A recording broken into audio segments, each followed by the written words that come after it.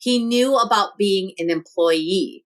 And so I grew up with that same mindset of, okay, like you work for somebody, you retire, you get the pension, the gold watch, all that kind of stuff. Being an entrepreneur was nowhere, I will say, in my world, because there wasn't anybody. Again, I was the first one to go to college. Then I get this idea that I'm going to work for myself, that I'm going to have my own business. Hello, my name is Sabine Kvenberg, founder and host of Become. The content will inspire you to reach your aspirations and become the best version of yourself. I feature interviews with successful individuals from various industries, delving into their personal and professional journeys and their strategies to achieve their goals. We have to become the person we are meant to be first, so we can live the life we are destined to live. That means we must overcome challenges and work through difficult times to learn, grow, and become the new, more fabulous version of ourselves. I'm so glad that you're here. Let's get on this journey together. Hello and welcome, Julie Jones. I love that, the JJ, Julie Jones. The coach at Getting Shit, or the Get Shit Done coaching. So as you can see, she is so lively with her colors and hair and whatnot. So I'm so excited to have you here today. Well, I am so excited to be here, and thank you. And it's funny because most people don't ever just say my first name. The alliteration, Julie Jones, just seems to run off like easily off people's tongues. So I'm used to Julie Jones, whether or not they know me or not. It's Julie Jones.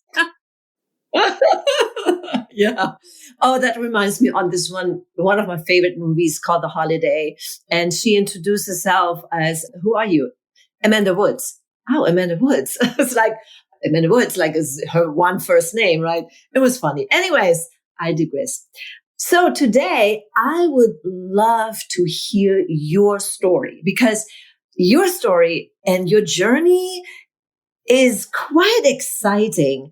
You started out before you even get into this coaching. You were a police officer, right? So tell me about first of all, how you got to become a police officer. Wow, we're going back. So that's an interesting kind of journey. I had been best friends growing up, and we're still friends today. So I met my best friend in kindergarten, and her father was a police officer.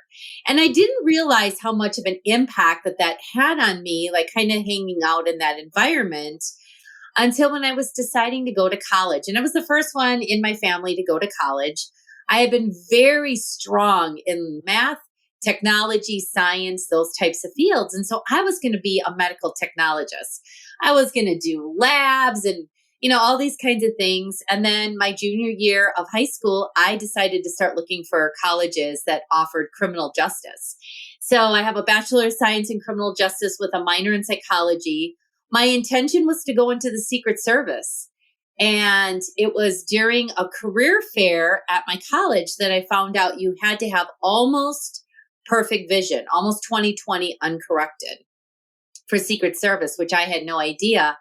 At that time, I was legally blind. I was 2,800 in my one eye and 21,000. I did wear contacts, but you couldn't have corrected vision and have that severe of blindness, I guess is the best way to put it. So I decided to then pursue a career in law enforcement, not FBI, not Secret Service. The feds didn't want me, but the cities did. So that's where I ended up. So you were a police officer and also a SWAT member, right? That is correct. So I did spend my career on patrol, and there was an opportunity to be on the SWAT team.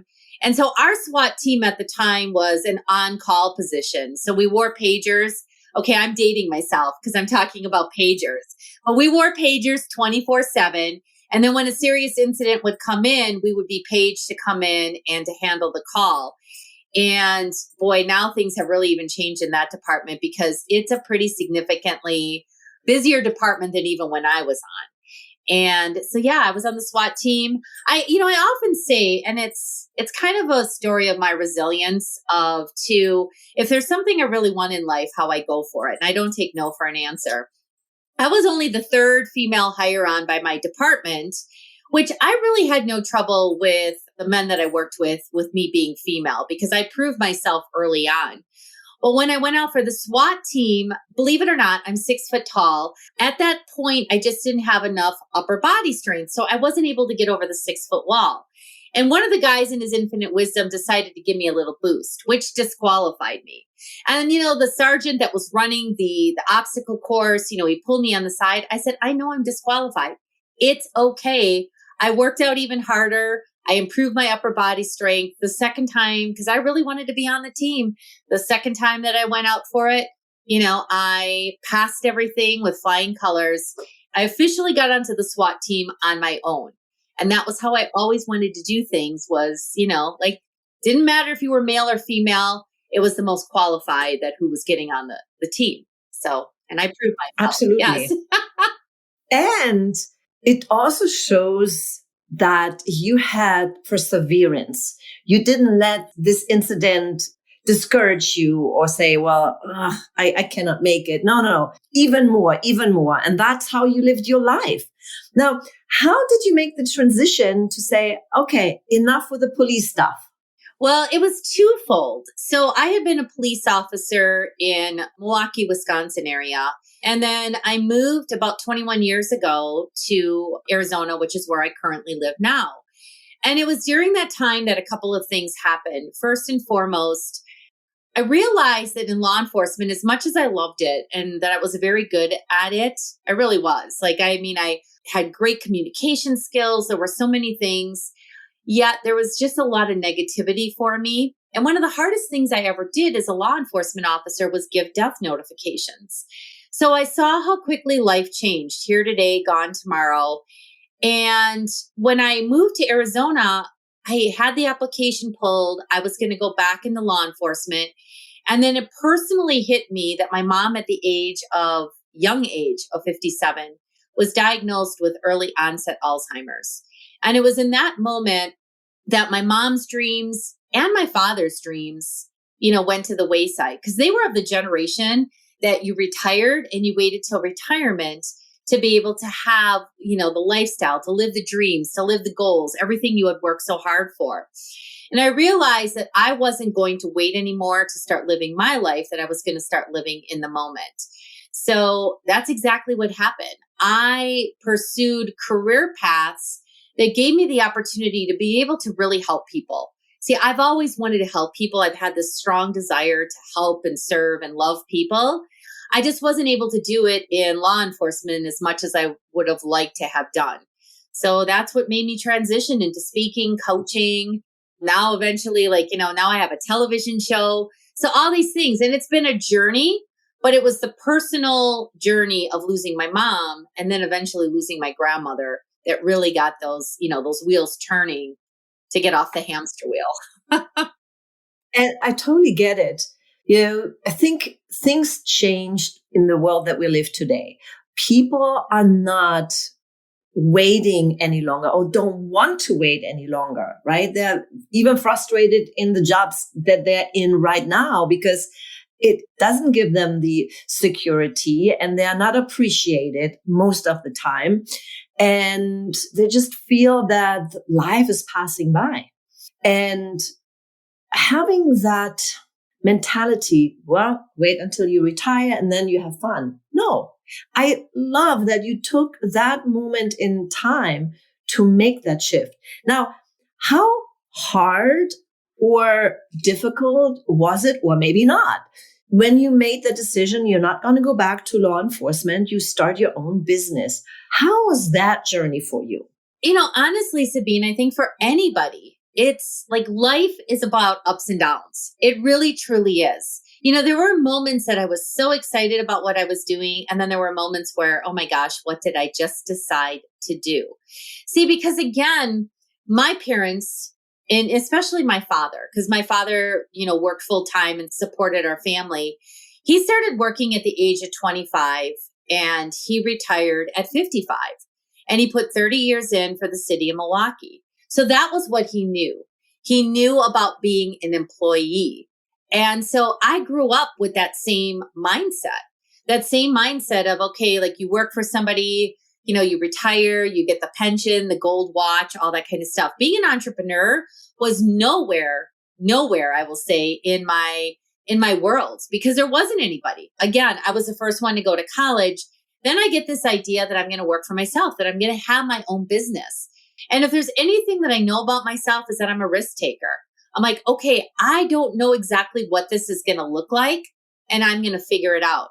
And there were times, like for all of us, like I would want to just curl up and cry because I'm like, okay, maybe this isn't exactly everything that, I thought it was going to be.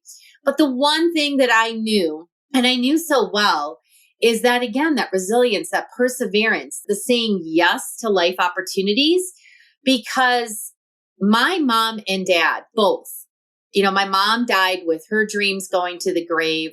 My dad did as well, because he first initially helped my mom, take care of her when she was sick. And then more importantly, when she passed away, that was it. Like he had all of his dreams built around a life that was going to be spent with her. And if I knew one thing that I was not going to kind of follow that same path. And trust me, there were times that I knew it would be easier for me to fall back on getting an application, filling it out for a police department, and going back in, because any department would have been happy to have me based on my experience, based on my communication skills, based on everything that I brought to the table. But I won't quit. Like I just will not quit, and I will figure out a way to make it happen. And I got support. Like if you're an entrepreneur listening into this, it's all about the support. Like one of the biggest things I can say is don't be a lone ranger. We're not designed to be in it alone. Like find the people, find your tribe that are going to support you in making your dreams and helping you to make your dreams come true. Let me hop in here real quick to share something with you. Have you ever tried to build your own website, start a newsletter, or build a course and charge for it? Have you ever wanted to make money online but are totally confused by all the different systems you need to have? That's why I use Kajabi. Kajabi is the most popular system for online marketers, coaches, thought leaders, and influencers. Kajabi helps online entrepreneurs take off. Over 100,000 of us use Kajabi and have made over $4 billion. Why not be part of it? The best thing is you don't have to figure out tons of systems or crazy technology to start your online business. Kajabi helps you do all of that, and it's all on one platform. That's why I use it. It makes my life so much easier, and I can even earn money while I'm sleeping. You can build your web pages, blogs, and membership sites. You can create offers, checkout pages, and collect money. You can host your videos. You can start your newsletter list, capture emails, start your marketing funnels, all in one place. It makes it fun and easy with awesome tutorials and support. Since I've joined Kajabi from the beginning, I have a special affiliate link that I would like to share with you. A 30-day free trial. So nothing to lose, but everything to gain. Just go to my link that's in the show notes, sabinekvenberg.com/resources, and we will redirect you to the free trial page. And if you are just starting out and want to get your offer out for sale in just 3 days, let me help you do that. Visit my webpage, by the way, that I built on Kajabi, and apply to making it happen. So now let's get back to the show. It's so important. It's true. You got to have a support system. Now, how did you build your support system? Say you started out, okay, I'm going to become a coach. I'm going to share my knowledge. But how did you get the support that you needed, and what were the paths that you took? The biggest support system. And the biggest thing that I did was effective networking. See, the state of Arizona is very unique in the fact that everybody is almost a transplant. There's I do find natives now, but it seemed like 20 years ago, it was very rare to find a native, someone who had been born and raised in Arizona. So I remember growing up in Wisconsin that you always knew who you were going to use. Like, imagine this, the TV repairman. There was a time where TVs got repaired, right? Yeah. And so with that, like, everybody in the neighborhood called the same TV repairman, right? Like, we all knew who to call. And that was based on referral, kind of thing. But we just all knew. You came to Arizona, and I had some pretty bad experiences initially with some different services because I didn't know who to use and I didn't know who to call. And even 20 years ago, like, Facebook wasn't like, you didn't go to Facebook and say, hey, who do you use? Right. So I started networking. I mean, I just kept putting myself out there, and I started building relationships, and I started connecting with people. And what I discovered, which I've always known about myself, is I'm a master connector of people. So it wasn't so much about what was happening for me. I would get so excited when I met, like Sabine. I mean, like how we met, right? We met through Melissa Deely. Melissa Deely knows both of us. She introduces us, says, I think the two of you would be a great connection. And now the rest is history. I'm on your podcast. You're going to be on my podcast, right? So, and we instantly had such a great conversation when we met. And that's exactly what I love to do. So I have built everything that I have, some of my best friends, like all of my resources, so many amazing things in my life have all stemmed from networking and really caring about people first and helping them first before I ever asked really for support for myself. This is a very important part, to really helping others first. And then everything else will fall in place. Always start giving, and then you will receive on the other end. Maybe not from that same person, but it comes from different sources. If you would give someone advice today who is an entrepreneur or wants to become an entrepreneur, obviously we are living in different times than it was 20 years ago. Now we are in this fast-paced, ever so fast changing business models and environment, and with social media and so forth. So what would be your advice for a new or aspiring entrepreneur to become successful? Well, it's a little twofold. They kind of fall under the same category, but I'm just going to say, if you don't ask, you don't get. So it's really about asking and putting yourself out there. I know that can be uncomfortable at times, but like, really ask for what you want. And the more you put it out there, you will be surprised at maybe the person in front of you isn't able to help you, but they have a contact who can. Because we're, with social media, with everything that's out there, Kevin Bacon said it's 6 degrees of separation. I think it's like 2, especially with social media. It's like you look at somebody's profile, you're like, how do we have all these mutual friends and we've never had an opportunity to meet each other? But in the asking, I'm always about like saying yes to life opportunities, and remember that no is a complete sentence. And so by that, I mean, a lot of times as an entrepreneur, you're going to be bombarded with so many things, so many requests. And remember that when you say yes to any of those requests, you may be saying no to another priority in your life. So with the asking comes knowing what your priorities are and what you're really focused in on. It's very, very easy to leave sometimes a company and leave corporate America because you're tired of being on the hamster wheel, but then to recreate the hamster wheel because of the fact that you're working 24/7. A lot of it is delegation and some other things. There's so many things, but it's really the art of saying no, saying yes to the get-tos, saying no to the have-tos, and making sure that you ask for what you want. That was good to the point. You are so right. Especially when we start out, we think, We have to grab every opportunity, say yes to everybody, and be on everybody's radar and be on everybody's group. And then you don't do nothing because you cannot have meaningful conversations or connections. And it's also interesting when you put your intentions into making meaningful connections, those connections will come, and be very aware.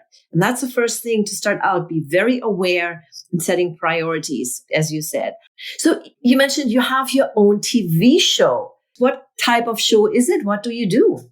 Well, so my platform, or my core message, as I like to talk about, is the premise of stop waiting, start living.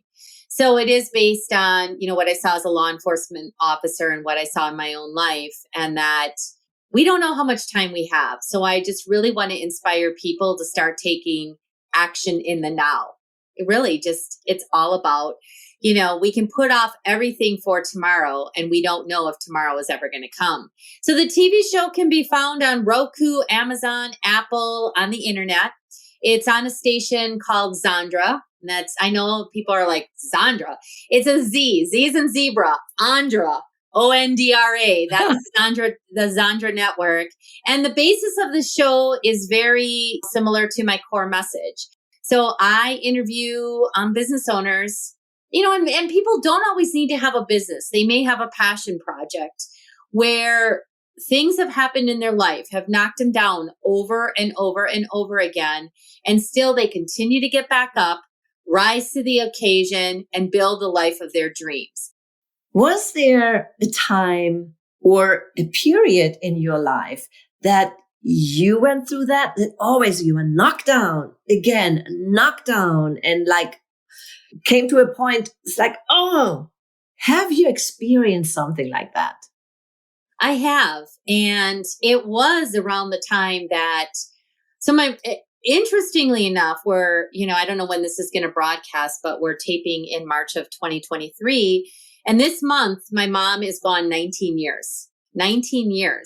But a month to the day after she passed away, my grandmother passed away. So now I have like two strong female figures in my life that had a big influence on me pass away within 30 days. And I have never experienced anything like that, of course. It was traumatic. But more importantly, what it did was I started to spiral. And my husband at the time, who's now my ex-husband, he basically told me, he's like, listen, if you don't go get help, our relationship is not going to weather this storm. And so I went to go see a doctor, and I ended up being diagnosed with depression. And at that time, 19 years ago, I think that there was a different connotation of depression. I really looked at it as a stigma. I was like, oh my gosh, I'm being diagnosed with depression. Like, what does this mean, for me in my life? And I had a hard time. I was put on an antidepressant, and I was on that for a while, and I just didn't have the motivation, the energy. I remember sitting couch a lot. I remember drinking a lot. There were a lot of things, and it just took me down that rabbit hole. I just spiraled. The medication eventually did start to kick in and start to help. And then because I'm such a proponent of finding natural solutions, I found some really great supplementation that helped me get off the antidepressants. And then it was in those moments again that it just became very clear. All right, mom passed, grandma passed. Again, you don't know how much time you have. So get off the couch and, start going after your dreams. And so that's exactly what I did. And it didn't happen overnight. I'm telling you, it was a process. My heart goes out to anyone who struggles. And that wasn't my only struggle. That was 19 years ago. And I always tell people, my life is not sunshine, rainbows, and unicorns. Just recently, a little less than 2 years ago, my husband and I were at a wedding, and he had a massive seizure, and he died at the wedding, and they resuscitated him. And so watching someone that you love again, it triggers everything back again. Right. And so having to deal with that traumatic incident. And I was a week and a half out of releasing my first book. And so having to make the decision, do I release my book or do I put it on hold? And again, because the book was Stop Waiting, Start Living, I knew that I had to put my book out, and I did. Yeah, wow. I mean, it was something, you see the person that you love die before you. That's stress. That is an unbelievable experience. And thank God that they were able to bring him back, and you were able to have now continuous love in your life. But you're right.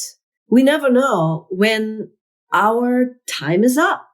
Yeah, living now is sometimes a decision that you have to make. Well, and to your point, that's why I sometimes think that especially in the United States, it's kind of backwards. I know in a lot of countries, like when people take holiday, it's, 2 weeks, 3 weeks, maybe a month. There's some countries that take siestas in the afternoon. Like they have a little bit of a slower pace. And I know that things are changing because of technology. But often, like with my parents, okay, they had the money. Now they have the time. My mom didn't have the health. Right. And so that's where at any given time, our health can be taken away from us. So it's like, I would rather travel now, and like you said, have that balancing.